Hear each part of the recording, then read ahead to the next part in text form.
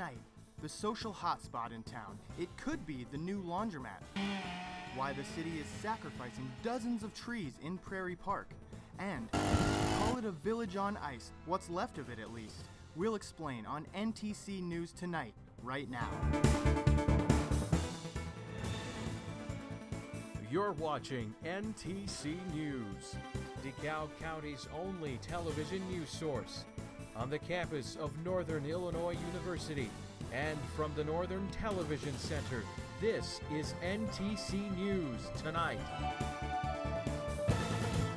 DeKalb will be getting a new business that is using a unique combination of services in an effort to draw a crowd. Good evening, I'm Kyle Jacobs. And I'm Ryan Mack. When Mega Grande Laundromat opens, they will try to add some fun and entertainment to the standard laundry services. This was the scene at the new Mega Grande Laundromat in DeKalb.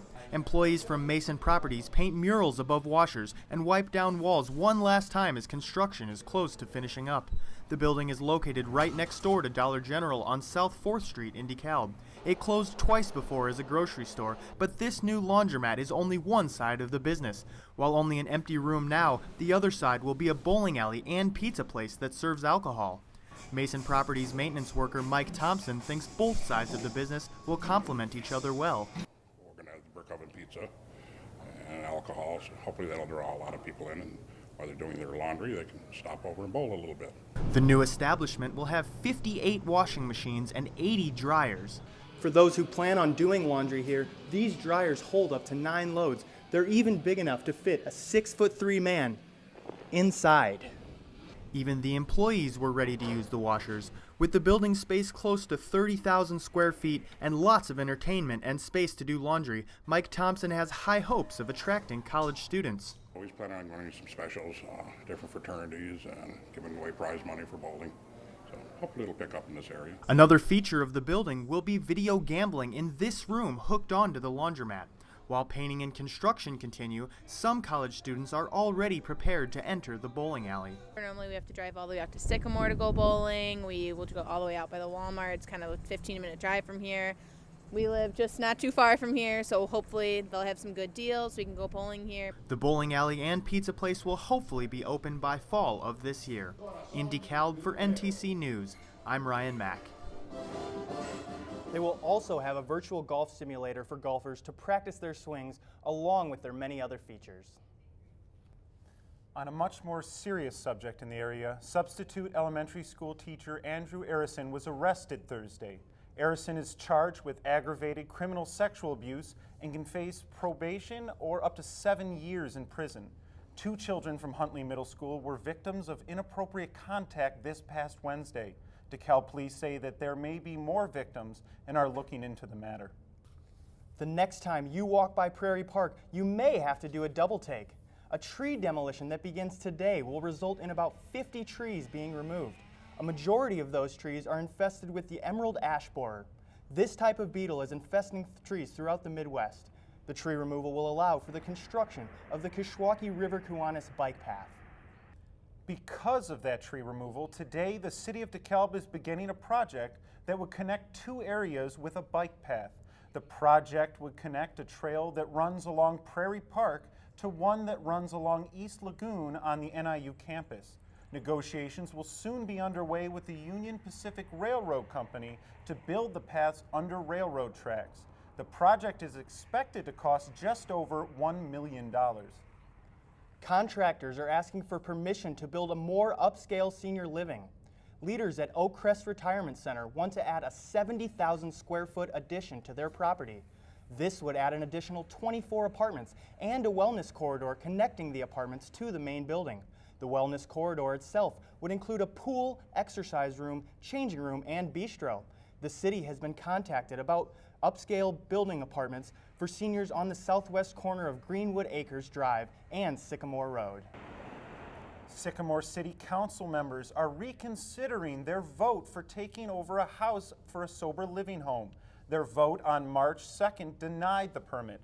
DeKalb County officials want to convert a property on East State Street into a home for male drug addicts and alcoholics in the Drug and DUI Court program. Leaders with the city of Sycamore want the county to look elsewhere, preferably on property it already owns. If you're traveling around town this week, you'll want to be especially alert with your driving. State police and DeKalb police are conducting roadside safety checks all over the county this week. Officers are targeting unsafe driving, driving with a suspended or revoked license, and alcohol violations. What a difference a single week can make. The warm temperatures we've been seeing means the winter ice is all but gone. And down the road at Shabanaw Lake, that could mean farewell until next year to an entire wintertime culture. NTC's Emily Neely takes us on a visit to this village on ice. Glenn Jones comes to Shabanaw Lake as often as he can in winter to cut through the thick ice and fish for whatever is biting that day. Glenn is a construction worker, and when work is slow, he likes to take advantage of DeKalb County's local treasure. But it's nice. I like it. Close to home, though. That's the main reason I like it. But the snow-covered lake and thick tree line make it seem like we're far from DeKalb County. I think it's unique because it kind of gives you the experience of being up north without having to travel all the distance to get up north. No matter where you're ice fishing, it's important to be prepared with the right equipment. Right now I'm set up with my heater, propane tank right outside. I have my fishing pole in the water, and it's really warm. If I had this zipped up, I'd be getting ready to take my jacket off and just enjoy the fishing. Also enjoying Shabanaw Lake State Park are Denny Sand's granddaughters. A Shabanaw native, Denny rode his bike on this land before there was even a lake here. Well, it's important to, like I mentioned, to pass on the heritage of the lake, the legacy of the lake. Denny's hope for the future is that everyone in DeKalb County take part in the legacy of their local treasure, Shabanaw Lake. See, the problem is, too, you don't know what The lakeside shop at Shabanaw Lake is closed so they can prepare for open water fishing. Emery Dhanens is here with us now, so can we finally say that spring is here? Well, these past couple of days have certainly felt like spring. Unfortunately, temperatures will be dropping over the next couple of days. So let's take a look at tomorrow's temperatures. For Tuesday, across the northern part of Illinois, temperatures will range from the low 40s to low 50s and will experience windy conditions gusting up to 30 miles per hour in most areas. To hear more about the extended weather forecast, stay with us. You're watching NTC News Tonight. Oh! Checking your fantasy league? Nah, just my 401k statement. Nice. Where'd you find the money for that? I just been saving a little every month. I can't seem to save anything. Well, what about all this? What about the money you're spending? What money? It's gone before I can get my hands on it. I got a pizza for a Todd. Hey, can somebody spot me? When it comes to financial stability, don't get left behind. It's 547. Get tools and tips for saving at feedthepig.org.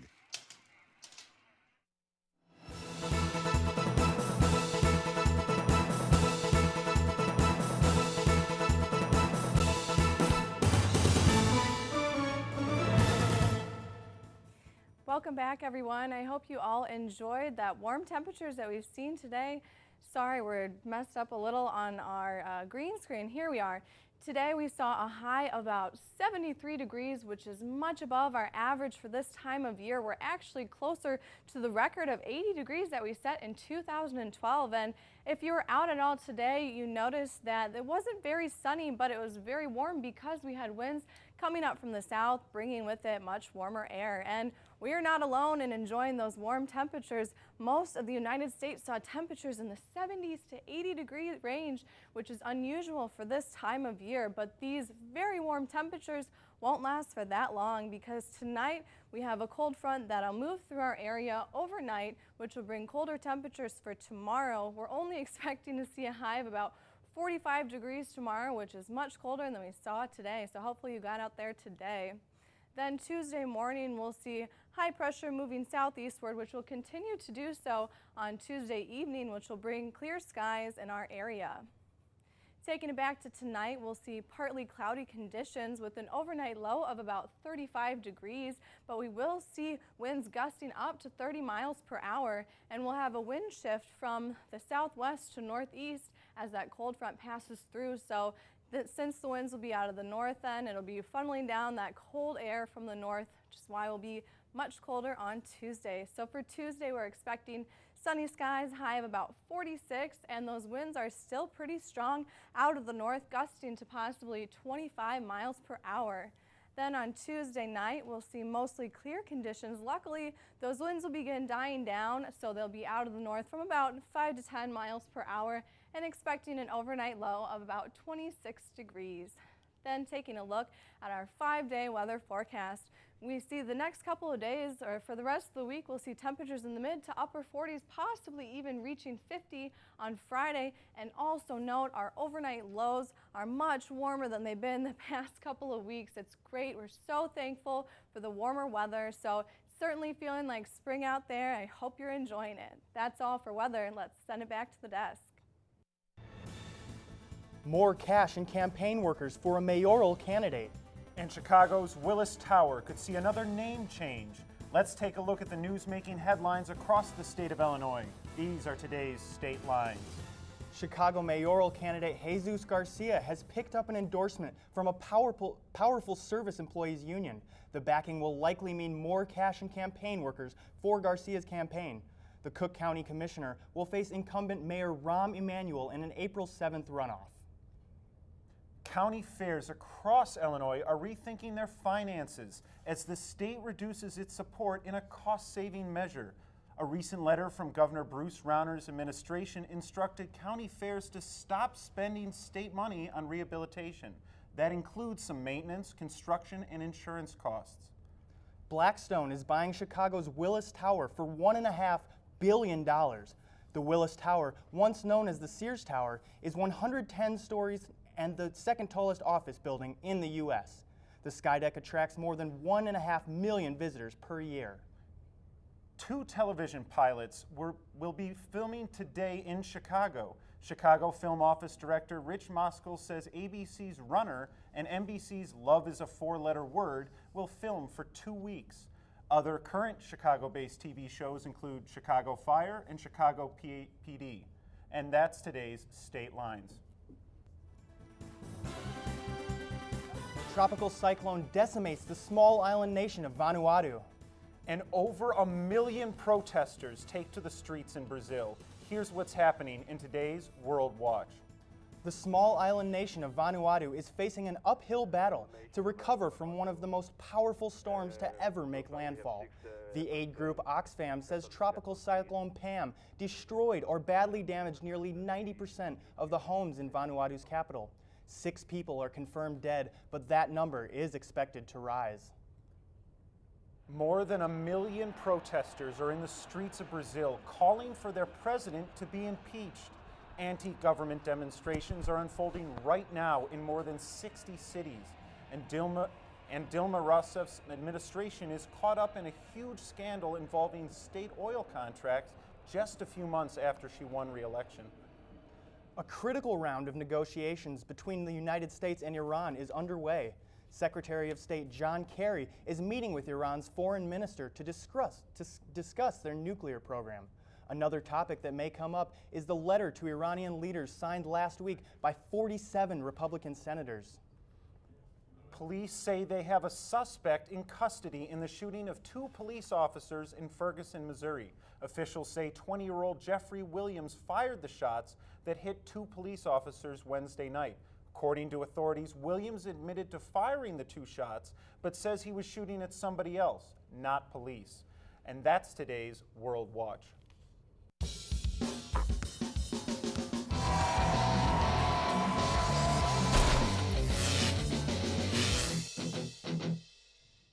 Yes, welcome to NTC Sports. Spring break may be over, yes, but the bracketology season has only just begun. I'm Dan Kenny. Thanks for joining us. March Madness is in the air. As last weekend's conference championship games have concluded, tournament matchups are now set in stone. Let's recap some of the biggest games from the weekend. Wisconsin took on Michigan State in an epic showdown for the Big Ten Championship. In the second half, Brandon Dawson intercepts an inbounds pass and brings down the house with this one-handed slam. Wisconsin is now down 10, so what do? They give Kaminsky the ball, and he gets up there and throws it down. Now standing a few feet behind the arc, he drains the 3 that brings them within 3. Funny how that works. Crunch time, tie game, 2 seconds left. Michigan State can win the championship with a basket here, and no, it's not in the cards for them, I'm sorry, but Kaminsky now rifles a pass to Nigel Hayes as he breaks the tie after drilling this three. Moments later, Wisconsin nails yet another three-pointer and shut out Michigan State in overtime, and they are your new Big Ten champions. The Wildcats look to cap off their perfect season with winning the SEC championship against Arkansas. The Razorbacks gave it to Kentucky early as Michael Qualls pops this three-pointer right here. But that served as a wake-up call for Kentucky as Karl Anthony Towns stifles that shot and ignites the fast break, and Colistein looks like a Frankenstein as he throws down this alley-oop slam. Fast forward to the second half, Aaron Harrison hits nothing but nylon, and the two Wildcat superfans certainly approve of that shot. Kentucky shows off their smooth ball skills, and Karl Anthony Towns has the defense change cities after this slam. Kentucky wins the SEC championship and clinches a #1 seed for the tourney. Yes. Shifting gears from college to the pros, the Oklahoma City Thunder welcome the Bulls to town. Let's see if the Bulls can put a halt to the recent skid. Russell Westbrook tightens his mask as he prepares for battle, as we are about to see real fast. Yes. Oh, now Tony Snell keeps the ball alive and drives to the hole and slams the ball down. That's 2 points right there. Niko Mirotic has been playing lights out as of late as we see him step up and smack that towering three right in Russ's face. With time running out, Westbrook bursts out the gate like a racehorse, steals the ball, and finishes with a delicate touch right at the rim. The Bulls could not contain him as they fall to the Thunder 109-100. It's now time for everyone's favorite segment. Let's take a gander at yesterday's play of the day. Let me take you to the 6th hole of the final round at the Valspar tournament. Ryan Moore takes a shot.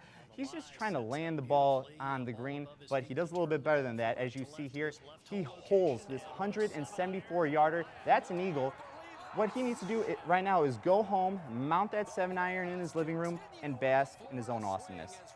And that's today's play of the day. That concludes our sports segment for the day. I have to go crank out a couple brackets real fast. See you guys next week. When we come back, it's almost worth screaming about. Why the price is right at Dairy Queen today.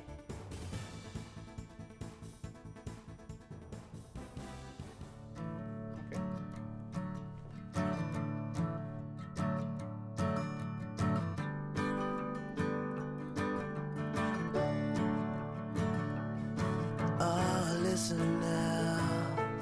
Can you hear the bluebirds? Oh, look up now. Can you feel the sun?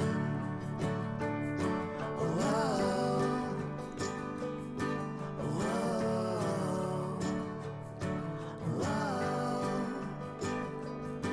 Whoa.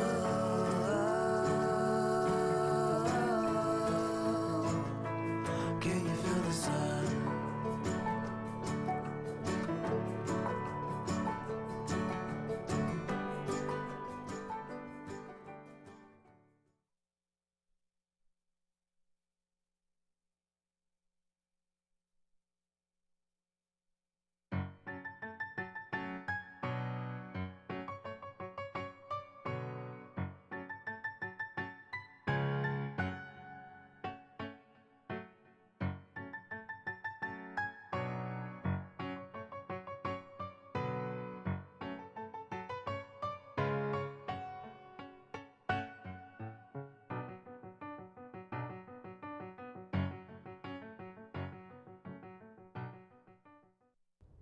With temperatures above freezing, more people may have a taste for ice cream. And today, you can get a cone for free. Dairy Queen is marking its 75th anniversary with free vanilla cones. The offer is available at participating Dairy Queen and DQ Chill and Grill locations. But don't be greedy. The offer is only good for one small cone per customer. And that includes DeKalb. You may want to come with me after the broadcast and get some ice cream? Yeah, we should all go get some for free. Sounds good. NTC News Tonight is produced and directed by students here at Northern Illinois University. We want to thank you all for being with us. Enjoy the rest of your evening. We'll be back this same time on Wednesday. Thanks for watching. Goodbye, everyone.